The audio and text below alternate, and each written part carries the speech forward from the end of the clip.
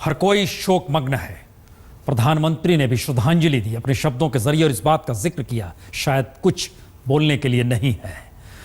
नहीं रहे कलाम जी, एक ऐसी स्थिति जो उम्मीद जिसकी तरफ देखिए तो एक उम्मीद जागती थी, जिसकी तरफ देखिए तो जिंदगी जीने का उत्साह, जिसकी तरफ देखिए तो लगता था कि देश को कैसे संपन्न बनाना है, दुनिया के मानचित्र पर जिसको सबसे अव्वल खड़ा कर देना है। वो शख्स मिसाइल मैन के तौर पर पहचान पाया हो या फिर जनता के राष्ट्रपति के तौर पर जिसकी पहचान हो, जिसको देखने से एक आस और उम्मीद जागती हो, जिसको देखने समझने से युवाओं के भीतर जिंदगी को लेकर और भारत को आगे बढ़ाने का लेकर उत्साह जागता हो। एक ऐसा शख्स जो बच्चों के बीच अपनी अद्भुत मुस्कान से उन बच्चों के साथ घुल मिल जाता हो। एक ऐसा शख्स जो राष्ट्रपति भवन में रहा तो कभी लगा नहीं कोई महामहिम है।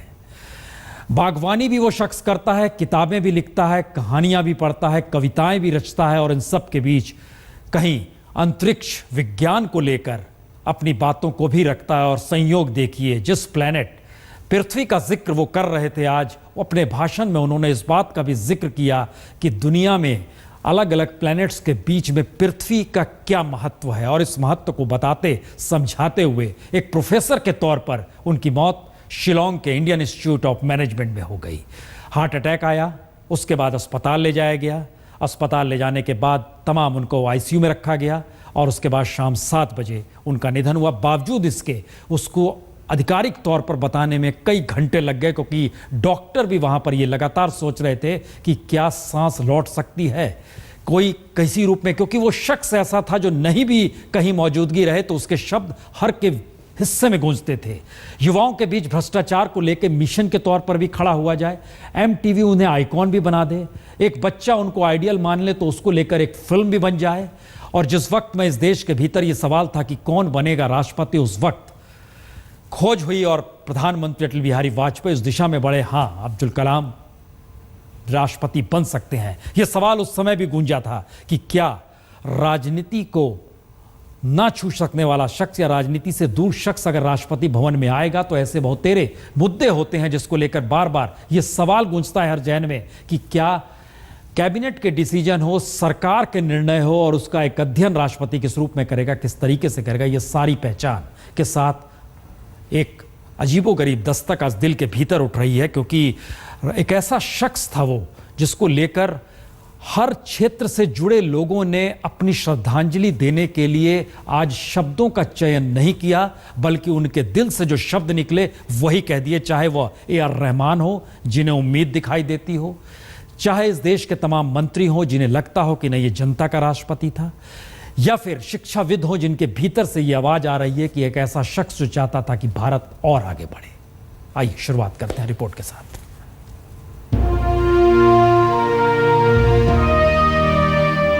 सिर्फ 10 घंटे पहले ही पूर्व राष्ट्रपति एपीजे अब्दुल कलाम ने यह ट्वीट किया था और अपने चाहने वालों को जानकारी दी कि वो IIM शिलोंग जा रहे हैं भाषण देने।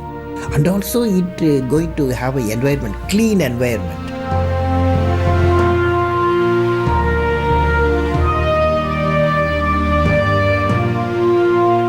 लेकिन किसे पता था कि अपने सबसे प्रिय विषय पर ही भाषण देते वक्त उन्हें ऐसा हार्ट अटैक पड़ेगा कि वो दुनिया को अलविदा कह देंगे।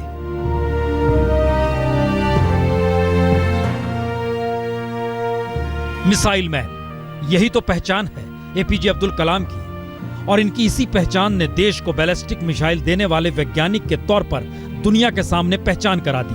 1998 में पोखरण परमाणु परीक्षण को दुनिया की नजरों से बचाकर सफलतापूर्वक अंजाम तक पहुंचा दिया। जी, एक ऐसा शख्स जो 25 जुलाई 2002 को जब राष्ट्रपति भवन पहुंचता है तो किसी को अंदेशा नहीं था कि हिंदुस्तान की तारीख में एक ऐसा राष्ट्रपति भी होगा जो परंपराओं को दरकिनार करेगा, महामहिम होने की छवि को तोड़ डालेगा और राष्ट्रपति भवन बच्चों से लेकर आम जनता के लिए एक ऐसी जगह बन जाएगी जहां उसे एपीजे अब्दुल कलाम हमेशा मुस्कुराते और स्वागत करते हुए मिलेंगे।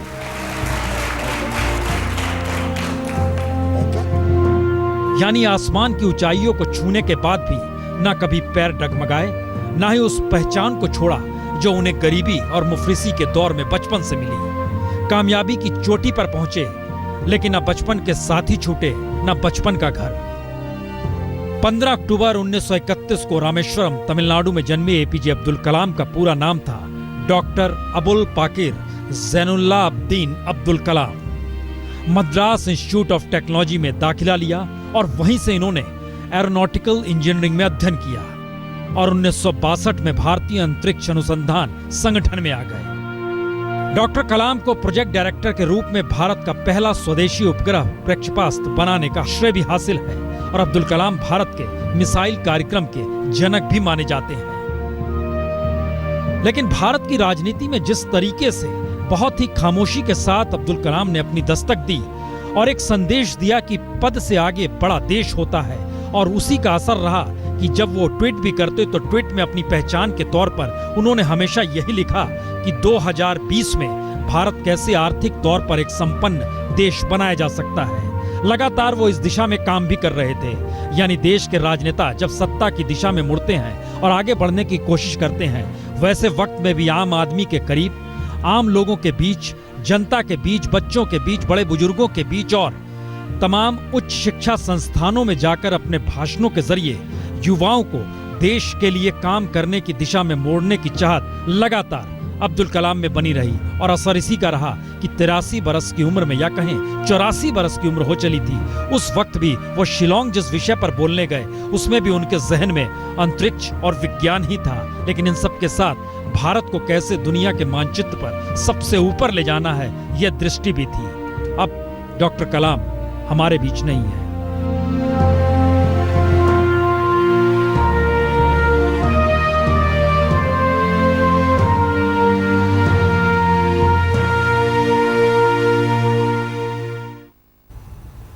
अब्दुल कलाम का ना होना दरअसल ये एक ऐसा शब्द है जो वाकई आज मायने रखता है, क्योंकि अक्सर ये कहा जाता है कि किसी की मौत हो जाए तो उसके किए गए काम मौजूद रहते हैं। लेकिन अब्दुल कलाम की मौजूदगी इस मायने में महत्वपूर्ण थी कि वो जब भी रहे, जिस रूप में भी रहे, और अब से नहीं, बचपन से लेकर 83 बरस की उम्र तक के बीच में भी उनकी पहलकदमी लोगों के बीच लगातार रही। और यही वो वजह है जिसमें यह कहना पड़ता है कि अब वो नहीं रहे। शायद इसलिए क्योंकि किसने सोचा होगा कि कोई शख्स अगर राष्ट्रपति भवन पहुंच जाए, उसके बावजूद भी देश की तमाम उच्च शिक्षण संस्थानों के बीच बतौर प्रोफेसर अपनी मौजूदगी दर्ज कराता रहे। किसे इसकी जानकारी होगी कि जो भी शिक्षा, जो भी अध्ययन किया, वो लगातार छात्रों के बीच न सिर्फ पहुंचाया जाए बल्कि उनके जरिए एक संवाद कायम किया जाए कि देश को किस रूप में आगे बढ़ना है। इसीलिए जब पहली बार उन्होंने भारत 2020 मिशन और विजन दोनों सामने रखा था, तब यह सवाल वाकई इस देश के भीतर खड़ा हुआ था, क्या वाकई भारत 2020 तक एक विकसित देश बन सकता है, एक शक्तिशाली राष्ट्र बन सकता है? यह सवाल था। लेकिन उनसे बात करने के दौरान, चाहे वो राष्ट्रपति भवन में रहे हों या राष्ट्रपति भवन के बाद जब वो अपना जीवन जी रहे हों, तब भी इस बात का जिक्र वो लगातार किया करते थे कि किस रूप में भारत एक शक्तिशाली राष्ट्र के तौर पर अपनी मौजूदगी दुनिया में दर्ज करा सकता है। और उसके लिए वह युवाओं को और नई पीढ़ी को लगातार इस बात के लिए प्रेरित भी करते थे।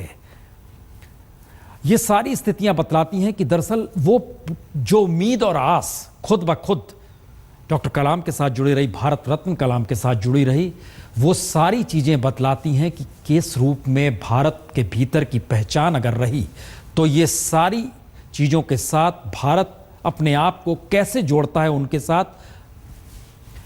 और इस वक्त हमारे साथ प्रतिभा पाटिल जी जुड़ चुकी हैं। प्रतिभा पाटिल जी, जिस रूप में भारत रत्न कलाम आज हमारे बीच नहीं है, किस रूप में आज आप उन्हें श्रद्धांजलि याद करेंगी? आपने सही कहा, भारत रत्न हमारे बीच में नहीं है। सचमुच में भारत के रत्न थे और वो रत्न अभी भारत में नहीं रहा, ये बड़ी दुख की बात है। और मुझे तो बहुत बात करने का, डिस्कशन करने का, उनके साथ रहने का बहुत मौका मिला। मैं जब गवर्नर थी तब भी वो 3-4 बार वहाँ आए थे। राष्ट्रपति बनी तब तो उन्होंने खुद मुझे राष्ट्रपति भवन दिखाया था चल के, यहाँ ये है, यहाँ ये है, यहाँ ये है, और बहुत खुशी जता रहे थे कि एक महिला राष्ट्रपति बनी है। This is a fantastic thing. और बहुत ही मन के, बहुत बड़े मन के थे वो। He was a great human being of qualities of head and heart. I really can't forget him. I am feeling extremely sorry. It is a loss to the nation, but I think it is a personal loss to the nation. एक सवाल हमें लगता है कि देश भी जानना चाहता होगा, जब राष्ट्रपति एपीजे अब्दुल कलाम बने और जब वो 2007 में राष्ट्रपति पद जब उनका खत्म हुआ कार्यकाल, उसके बाद आप ही आई और राष्ट्रपति भवन एक बदले सी स्थिति में देश ने देखा 2002 से 2007 तक के बीच में। आपने क्या महसूस किया कि उसके बाद जब आप खुद राष्ट्रपति बनी तो क्या अंतर कुछ महसूस होता था वहां पर? बिल्कुल, जिस तरह से वो जुड़े हुए थे विद्यार्थियों से, यंग जनरेशन से, वो मुझे बार बार याद दिलाता था कि उन्होंने कितना बड़ा काम किया है, कितना बड़ा ऊंचा आदर्श हमारे सामने रखा है और हमको इसको आगे बढ़ाना है। तो he was always a inspiration for me to do good work and to think about the new generation and think about you see the welfare of our people. बहुत बड़ा आदर्श रखा था उन्होंने। वाकई बहुत बहुत शुक्रिया प्रतिभा जी, बहुत बहुत शुक्रिया। प्रतिभा पाटिल, पूर्व राष्ट्रपति और जिनका कार्यकाल संयोग से उसके बाद ही शुरू होता है जब एपीजे अब्दुल कलाम राष्ट्रपति भवन छोड़ते हैं। फारूक अब्दुल्ला साहब भी इस वक्त हमारे साथ जुड़ चुके हैं। फारूक साहब, बड़ी नज़दीकियां आपकी भी रही और आपकी मुलाकातों का सिलसिला भी लंबा रहा, किस रूप में याद आज आ रहे हैं? कि पहले तो मैं आपसे ये कहूँ, ये बेहद दर्दनाक खबर है हमारे वतन के लिए। ये वो शख्सियत थी जिसने हिंदुस्तान को इकट्ठे रखने का वादा और कसम खाई थी और उस पर हर वक्त चलते रहे। इन्होंने कभी धर्म में फ़र्क नहीं किया, इन्होंने कहीं प्रांतों का फ़र्क नहीं किया, बल्कि इनका सबसे ज़्यादा मकसद ये था कि भारत सचमुच चमकना चाहिए और उनके गरीब लोग भी चमकने चाहिए।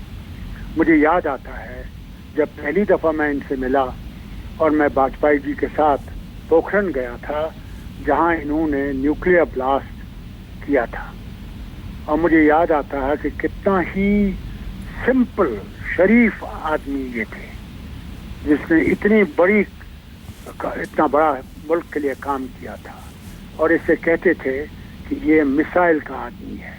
बल्कि मुझे कई दफ़ा ये भी लगा जब ये राष्ट्रपति बनेंगे तो मुझे बच्चे सुनाते थे कि एक दिन ज़रूर रॉकेट जो है वो राष्ट्रपति भवन से ही निकलेगा और आसमान की तरफ जाएगा। ये थी इनकी शख्सियत और बच्चों से लगाव। तो मुझे याद है पहली दफ़ा वहाँ मिला। दूसरी दफ़ा जब इन्हें राष्ट्रपति चुना गया था और इन्हें वोट चाहिए था तो मैं इनसे खुद मिलने गया एक गेस्ट हाउस में दिल्ली में, और मैंने इनसे कहा कि मैं और मेरी सारी जमात इनके साथ खड़ी है और एक एक वोट हम इनको देंगे।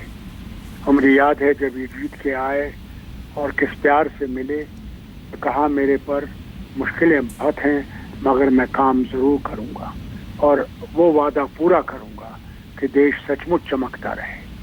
और फिर याद है मुझे जब इन्होंने कश्मीर के मामले पे वहाँ पे पूरे बोर्ड लगाए कि डेवलपमेंट क्या है, और मैं वहाँ पे खड़ा हुआ इनके सामने और इन्हें वो सारे डेवलपमेंट काम जो हो रहे थे उनका जवाब इनके सामने देना पड़ा। उसके बाद कई दफ़ा मिला, मगर ये शख्सियतें बहुत कम ऐसी इस दुनिया में आती हैं। कहते हैं ना जी कि बड़ी मुश्किल से होता है चमन में दीदवर पैदा, और ये वही दीदवर थे जिन्होंने सचमुच हिंदुस्तान के झंडे को और हिंदुस्तान के अवाम को हर वक्त ऊंचा रखा। कभी अपने आप को बड़ा नहीं समझा और हर वक्त ज़मीन की तरफ नज़र रखे। अल्लाह इनको जन्नत में जगह दे और हम जो काम इन्होंने अधूरे छोड़े हैं अल्लाह करे कि हम उनको पूरा कर सकें और हिंदुस्तान को सचमुच एक वतन बना सकें जिसमें हम सब हिंदू, मुसलमान, सिख, ईसाई, बौद्ध, जो भी धर्म है, जो भी रंग है। यकीनन यकीनन फारूक साहब बहुत शिद्दत से याद कर रहे हैं उन तमाम स्थितियों को, और कई रंग भारत रत्न कलाम के भीतर देखने को मिले। और हम इस बात का यहाँ पर जिक्र जरूर करेंगे क्योंकि जिस बात का जिक्र होता था कि भारत 2020 यानी 2020 तक कैसे दुनिया के सामने एक सक्षम राष्ट्र के तौर पर तमाम सरकारें अपने तरीके से काम कर रही हैं, लेकिन उनके किताब का एक हिस्सा हमारे हाथ में है इस वक्त। वो अक्सर कहते थे कि सिर्फ 5 क्षेत्र ऐसे हैं जहाँ पर भारत को काम करना है और वो फिर दुनिया में एक ताकतवर देश के तौर पर अपने आप को महसूस करा सकता है। उसमें पहला था खेती एग्रीकल्चर, दूसरा था एजुकेशन और हेल्थ यानी शिक्षा और स्वास्थ्य, फिर था इंफ्रास्ट्रक्चर, चौथा था इंफ्रास्ट्रक्चर और पांचवा था जो तमाम टेक्नोलॉजीज है जो उन्होंने बैलिस्टिक मिसाइल के मद्देनजर कही थी, वो तमाम टेक्नोलॉजीज हमारे स्वदेशी तरीके से हम विकसित कर पाएं इस दिशा में, यानी दुनिया पर हम निर्भर ना रहें बल्कि अपनी टेक्नोलॉजी अपने पास हो, अपना एग्रीकल्चर खेती हमारे पास हो, हमारा एजुकेशन हम अपने ज़रिए विकसित कर सकें, हमारा स्वास्थ्य हेल्थ का सेक्टर और इंफ्रास्ट्रक्चर देश के भीतर हो। इसके बाद हम ताकतवर देश की पहचान दुनिया भर में हो सकते हैं। और ये एक बड़ा सवाल था, लगातार इसका जिक्र वो अपने भाषण में जिक्र करते थे। आज जो शिलोंग में जो उनका आखिरी भाषण हो रहा था वो प्लेनेट पर भाषण जरूर था, लेकिन उसमें भी उन्होंने प्लेनेट के तौर पर पृथ्वी का जिक्र करते हुए इंडिया का जिक्र किया था।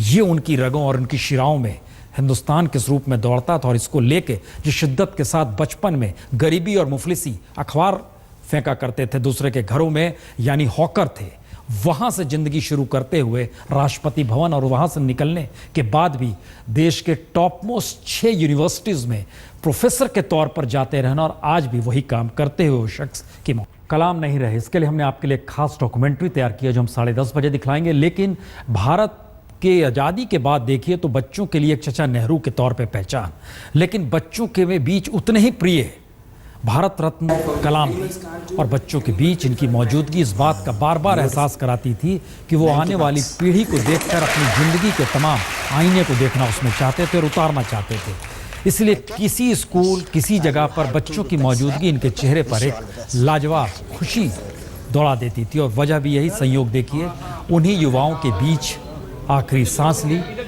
जिसको देखकर ये बार बार कहते थे कि आने वाले वक्त में इन्हीं के कंधों पर देश का भविष्य है। आप थोड़ा सा इधर हो जाएंगे। कल पार्थिव शरीर दिल्ली लाया जाएगा और उसके बाद कल कैबिनेट की बैठक होगी जो तय करेगी कि अंतिम संस्कार किस रूप में होना है। हालांकि अंतिम संस्कार रामेश्वरम में यानी कि जो पैतृक घर है वहीं पर किया जाएगा, ये भी जानकारी है। लेकिन 7 दिनों का राष्ट्रीय शोक और हर दिल के भीतर की एक उम्मीद टूटी होगी या जागी होगी, या जिस रूप में महसूस करें कह सकते हैं कलाम नहीं रहे हमारे बीच।